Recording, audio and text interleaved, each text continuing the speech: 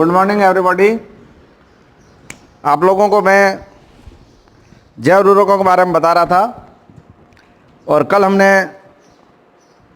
5 प्रकार के जैव उर्वरक बताए थे आपको।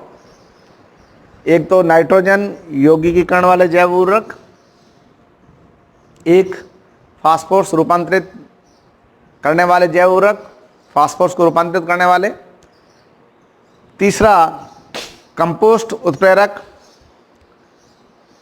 चौथा जिंक विलेयकारी उत्प्रेरक और पांचवा था वृद्धि प्रेरित करने वाले जैव उर्वरक।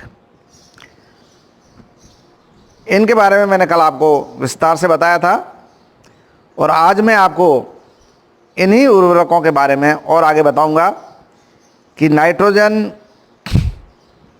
यौगिकीकरण करने वाले जैव उर्वरकों में हम किन किन मुख्य रूप से जीवाणुओं को काम में लेते हैं, वो जीवाणु किस प्रकार की प्रकृति के हैं और उसको देने के क्या क्या तरीके हैं, जड़ उपचार या भूमि उपचार या कंद उपचार, किस रूप में इसको हम दे सकते हैं, ये है। और इनको हमने किन किन श्रेणियों में बांटा है ये एक एक करके बताएंगे और उन श्रेणियों वाले जो जैव उर्वरक हैं नाइट्रोजन यौगिकीकरण वगैरह के, वो किन किन फसलों में काम में आते हैं। मैं आपसे ये जानना चाहता हूँ कि आप पूरा ध्यान से सुन रहे हैं और समझ रहे हैं या नहीं। यदि आप पूरा ध्यान से सुन और समझ नहीं रहे हैं तो ये सारी बातें आपके लिए व्यर्थ हो रही है। इसलिए आप सबसे महत्वपूर्ण बात ये है कि आप इनको साथ में ध्यान से देखते जाइए, समझते जाइए, अपनी बुक्स को टटोलो। हमारे को सुनने के बाद में उसे अपनी किताब से देखो और हमारी सुनने वाली बात को और अपनी किताब वाली बात को दोनों को मिला करके आप अपने हिसाब से उसको प्रिपेयर कीजिए। Then only you will succeed in your goal. Success ultimately आपको जो तरीका है, आपका जो प्रेजेंटेशन है या आपके प्रिपेयर करने का तरीका है, उसके ऊपर निर्भर करती है। पढ़ाना और उसको सुनना, फिर अपने अनुसार उसको रिप्रेजेंट करना, ये सारी बातें बहुत ही महत्वपूर्ण है। तो आज जो हम पहली चीज आपको कल बता चुके थे उसको वापस आगे ले रहे हैं। नाइट्रोजन यौगिकीकरण करने वाले जीवाणु, ये कल पहला बिंदु यही था। जो जैव उर्वरक थे उसका पहला बिंदु ये था कि ऐसे जीवाणु जो नाइट्रोजन का यौगिकीकरण करते हैं। मैंने आपको कल बताया था कि वायुमंडल में स्वतंत्र रूप से नाइट्रोजन पाई जाती है लगभग 75 to 78%, और इसको स्वतंत्र रूप से पौधे या जीवधारी प्राप्त नहीं कर सकते। इसके बीच में एक माध्यम है, इसके बीच में एक माध्यम है। क्या माध्यम है? कुछ ऐसे जीवाणु जो नाइट्रोजन को नाइट्राइट में, नाइट्रेट में या अमोनियम कंपाउंड्स में इसको कन्वर्ट करें, फिर इसको पौधे आसानी से ले सकते हैं। इसके लिए हम कल आपको बता चुके थे कि कुछ जो जीवाणु हैं उसमें प्रमुख जीवाणु एक मैंने बताया था आपको, राइजोबियम। राइजोबियम बहुत ही महत्वपूर्ण जीवाणु है। यह नाइट्रोजन का यौगिकीकरण करने में सर्वथा अधिक उपयुक्त जीवाणु है, काम आने वाला जीवाणु है। राइजोबियम कल्चर किया जाता है, आप लोगों को ध्यान होगा। राइजोबियम कल्चर, जो भी फलीदार पौधे हैं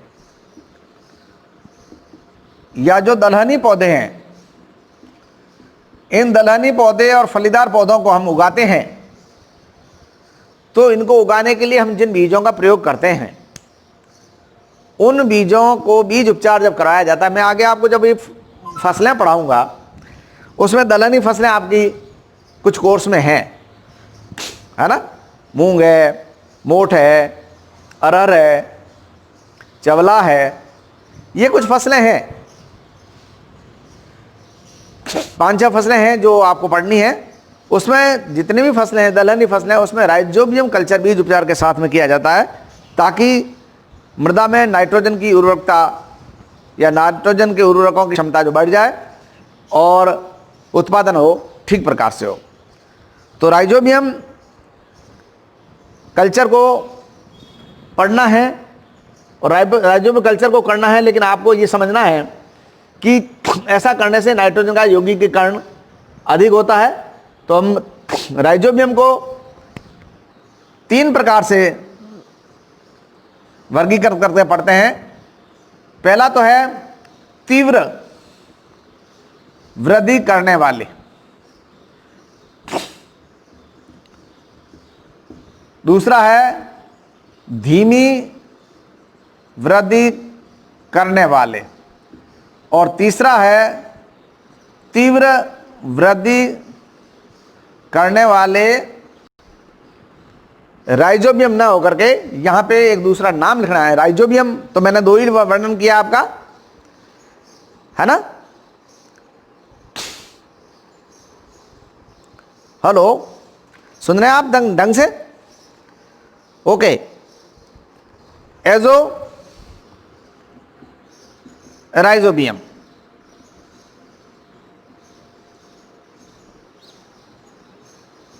हाँ, तीव्र वृद्धि करने वाले राइजोबियम, ये हम कहाँ कहाँ में ले रहे हैं? मटर में, मसूर में, मेथी में, सोयाबीन में, ये फसलों के नाम है, इसमें हम इसको लेते हैं। उड़द भी ले सकते हैं। धीमी वृद्धि करने वाले हम किस में लेते हैं? मूंग में, मोठ में, सरसों में। और तीव्र वृद्धि करने वाले एजोराइजोबियम को हम किस में लेते हैं? धान में, मक्का में, जौ में, जवार में आदि में। राइजोबियम कल्चर या राइजोबियम जो है, इसको काम में लेते हैं हम किसके लिए? नाइट्रोजन के यौगिकीकरण करने के लिए। नाइट्रोजन के यौगिकीकरण करने के लिए हम राइजोबियम जीवाणु को लेते हैं। यह राइजोबियम जीवाणु उपलब्ध है, इसके मार्केट में आपको पैकेट मिलेंगे। और इसको बनाने की विधि सामान्यतः हम क्या करते हैं?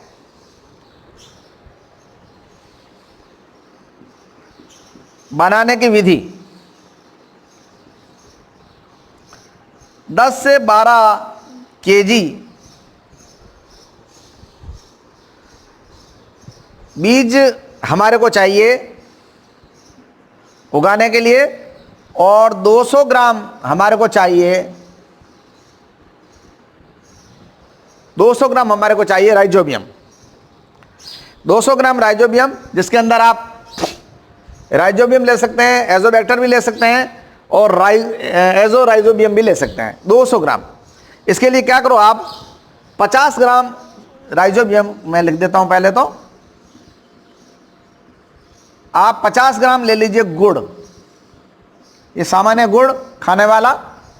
50 ग्राम गुड़ को लेकर के आप इसको आधा लीटर पानी में घोल दीजिए। 50 ग्राम गुड़ को आधा लीटर पानी में उबाल दीजिए, घोल बना दीजिए। इस घोल में ये जो आपने लिया है 10 से 12 केजी बीज हैं, इसको डाल करके अच्छी तरह से हिला दीजिए। समझिए मैंने क्या बोला है। आपको केवल ये नीचे वाली चीज है, इसमें भी ध्यान केंद्रित करो। 15 50 ग्राम गुड़ ले लीजिए। 50 ग्राम गुड़ को आधे लीटर पानी में इसको घोल बना दीजिए और घोल बना करके 10 से 12 लीटर बीज जो मैंने आपको पहले ऊपर सबसे पहले लिखा है, इसको लेकर के इस घोल में अच्छी तरह से बीजों को आप लेप लगा के अच्छी तरह से उसको घोल दीजिए। फिर इसको सुखा लीजिए और सुखाने के बाद में इसको प्रयोग में लीजिए। और प्रयोग में लेने का क्या तरीका है? प्रयोग में लेने का 3 तरीके हैं। एक तो आप जड़ उपचार कर सकते हैं, एक आप भूमि उपचार कर सकते हैं, एक आप कंद उपचार कर सकते हैं। जो आपने राइजोबियम प्रिपेयर किया है, जो आपने राइजोबियम बनाया है, 50 ग्राम गुड़ में एक आधे लीटर पानी में बीजों को डाल करके इसको आपने प्रिपेयर किया है, राइजोबियम कल्चर, या जो राइजोबियम बनाया आपको, उसको आप 3 तरीके से काम में ले सकते हैं। कैसे ले सकते हैं? भूमि उपचार कर सकते हैं। कैसे ले सकते हैं? मृदा का उपचार कर सकते हैं। भूमि का उपचार का मतलब मृदा उपचार, मिट्टी के अंदर इसको डाल देते हैं। जड़ उपचार, पौधे की जो जड़ें हैं, रोपाई से पहले उन जड़ों को इस घोल के अंदर डुबो करके रखते हैं। मैं बताऊंगा फिर आपको अलग से भी। डुबो के रखते हैं और फिर इस जड़ों को सुखा करके फिर इसकी रोपाई करते हैं। तीसरा उपचार जो मैंने बताया वो कंद उपचार है। कंद उपचार में जैसे लहसुन है, शलकंद है, प्याज है, शलकंद है, आलू है, कंद है, प्रकंद वाले पौधे हैं जैसे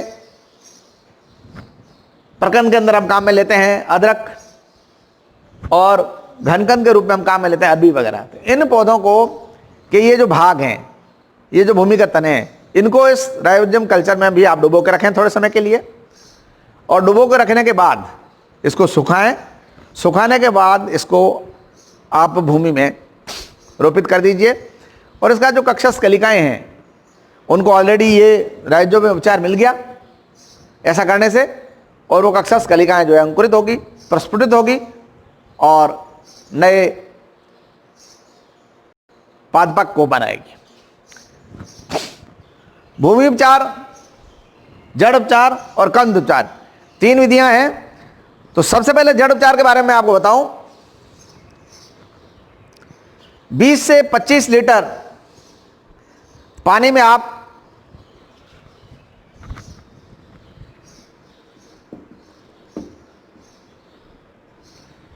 से 25 लीटर पानी में जड़ उपचार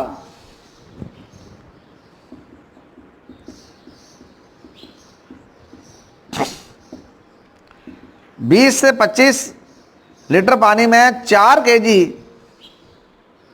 आप राइजोबियम कल्चर को डाल दीजिए। आपने बना रखा है राइजोबियम गुड़ के साथ, इसकी मात्रा आपने तय कर ली, निर्धारित है 4 kg। 4 kg मात्रा आपकी इसकी है। इसको आपने काम में ले लिया और इसके अंदर 20 से 25 मिनट तक जड़ों को डुबो के रखिए।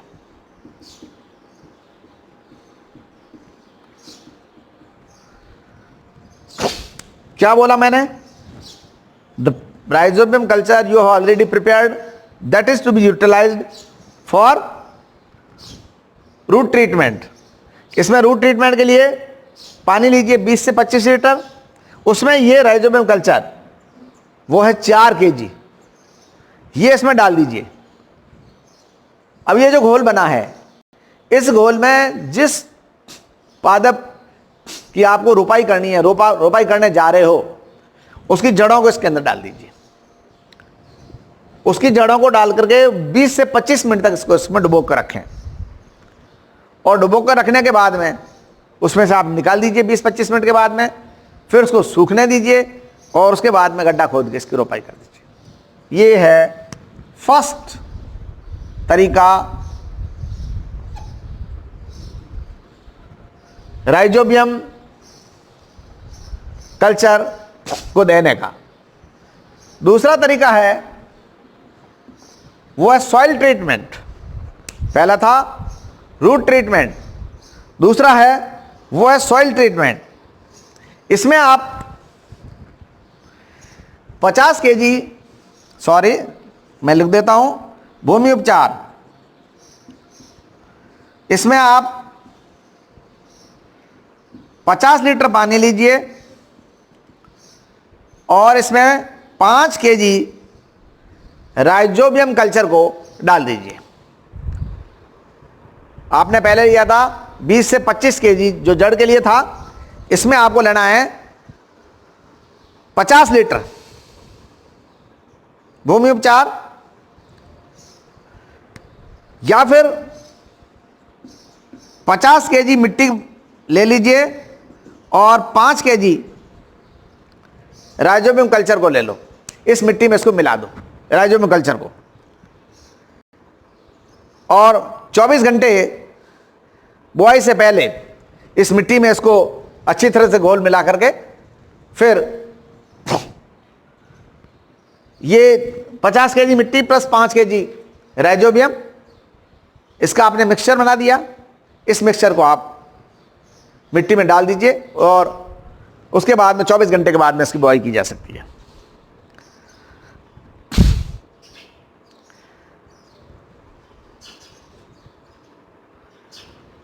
अब तीसरा है जो मैं ऑलरेडी आपको कह चुका हूं, वो है कंद उपचार। कंद उपचार में मैंने बात कर ली आपसे कि हम किसका प्रयोग करेंगे, कंदीय भागों का, जिसमें आलू हैं, जिसमें प्याज है, लहसुन है, अदरक है, अरबी है, इन सब भागों का प्रयोग करेंगे, ये जो कंदीय उपचार में आएंगे।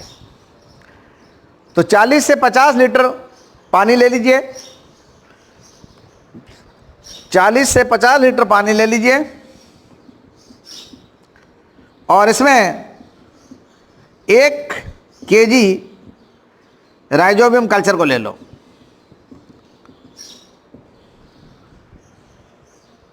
इसका घोल बन गया। उस घोल बनने के बाद में इसके कंदीय भागों को इसके अंदर डुबो दीजिए और डुबोने के बाद में इसको सुखा दीजिए और सुखाने के बाद में इसको बाद में काम में लीजिए। 3 तरीके हो गए। राइजोबियम देने के, राइजोबियम को आपको ने बनाया और राइजोबियम को आप किस प्रकार से पौधों को उपलब्ध करा सकते हो, through root, through soil and through tuber, कंद वगैरह है इसके बारे में। ओके, चलिए राइजोबियम की बात पूरी हो गई। मैं आपको बताऊं, राइजोबियम के अलावा राइजोबैक्टर और एजोस्पाइरिलम, मैंने कहीं लिखा तो था, ये रहा एजोस्पाइरिलम या राइजोबियम, इसका भी प्रयोग हम नाइट्रोजन यौगिकीकरण के रूप में कर सकते हैं। लेकिन सामान्यतः सबसे ज़्यादा प्रयोग राइजोबियम का करते हैं, जिसका मैंने विस्तार से आपको बताया विवरण कि किस प्रकार से इसको बनाया जाता है और किस प्रकार से इसको दिया जाता है। यह पहला बिंदु था कल नाइट्रोजन यौगिकीकरण वाले जीवाणु। ठीक है, क्लियर है या नहीं? आपको नाइट्रोजन यौगिकीकरण करने वाले जीवाणुओं में जीवाणुओं के नाम लिखने हैं और नाम लिखने के बाद में इसको वर्गीकरण करना है और वर्गीकरण करने के बाद में मैंने पढ़ा दिया आपको, ये पहला नाइट्रोजन यौगिकीकरण करने वाले जीवाणु।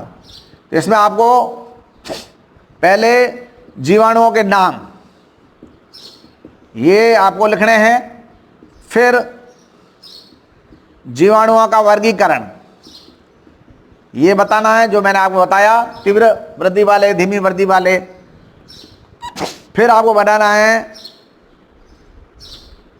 बनाने की विधि, जीवाणु कल्चर विधि, और फिर तीसरा है जीवाणु कल्चर प्रयोग विधि, कल्चर प्रयोग विधि।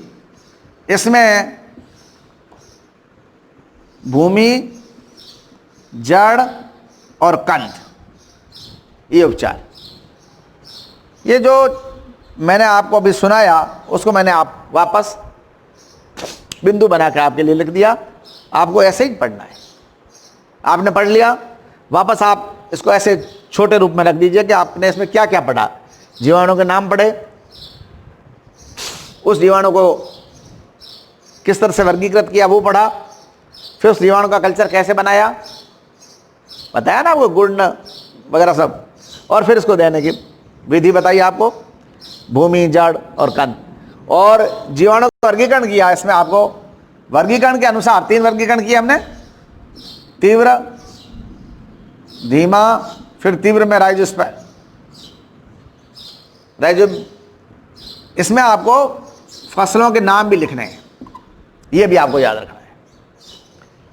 अब दूसरा बिंदु जो कल वाला था,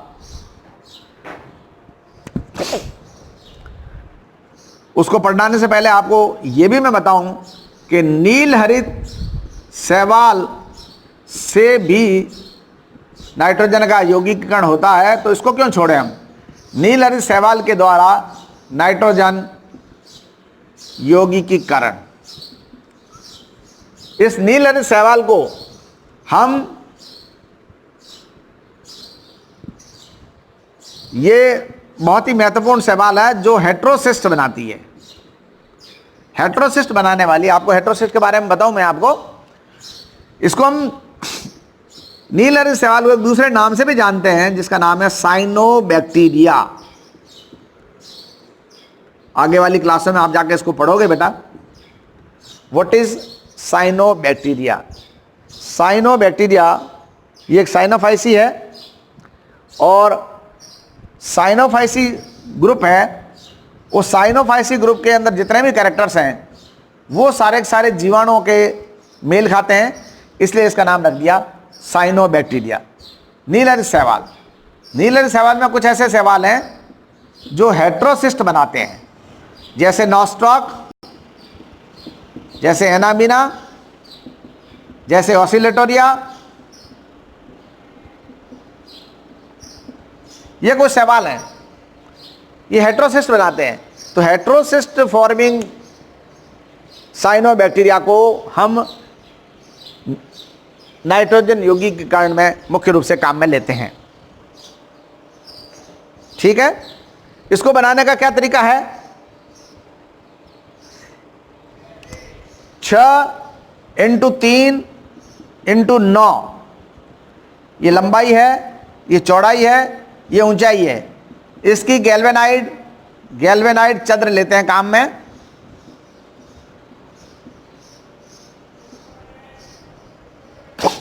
छह इंटू 3x9 इस आकार की गैल्वेनाइड चद्र है। इसका प्रयोग करते हैं हम नील हरित शैवाल के कल्चर के लिए या उसको बनाने के लिए। क्या करेंगे, इसके ऊपर एक पॉलीथीन की चादर बिछा देंगे। पॉलीथीन की को रैप कर दीजिए इस गैल्वेनाइड चद्र के ऊपर। 6x3x9 पर इसको रैप कर दीजिए, और इसके ऊपर 10 kg भुरभुरी मिट्टी और 200 ग्राम हम लेंगे सुपरफास्फेट SP। इस भुरभुरी मिट्टी में 10 kg भुरभुरी मिट्टी और 200 ग्राम सुपरफास्फेट, इसको काम में लेंगे। जब ये मिट्टी इस पेंदे पे बैठ जाए तब इस पर हम नील शैवाल कल्चर को करेंगे। नील हरित शैवाल इस पर डालेंगे कल्चर के लिए। कौन कौन से, नाम लिखा मैंने, नॉस्टॉक, एनामीना, ऑक्सीलेटोरिया, इनमें से किसी को भी, जो भी आपको ठीक लगे, जो भी इजीली अवेलेबल हो, ये हम डाल देंगे। थोड़े समय के बाद में इस पर लकड़ी का बुरादा डालते हैं और थोड़े समय के बाद में आपको एक तैरते हुए एक परत दिखाई देगी शैवालों की, उसको आप अलग कर दीजिए। सॉरी बेटा, ये शैवाल की परत जो तैयार हुई है इसको आप अलग कर दीजिए एंड इसका प्रयोग आप मृदा में करिए। आप धान की रोपाई के समय ये जो आपने नील शैवाल प्रिपेयर किया है इसको वहां मृदा में मिला देते हैं और इस तरह से काम किया जाता है। नाइट्रोजन यौगिकीकरण का एक हमारे पास और भी तरीका है। एक टेरिडोफाइट है जिसका नाम है एजोला।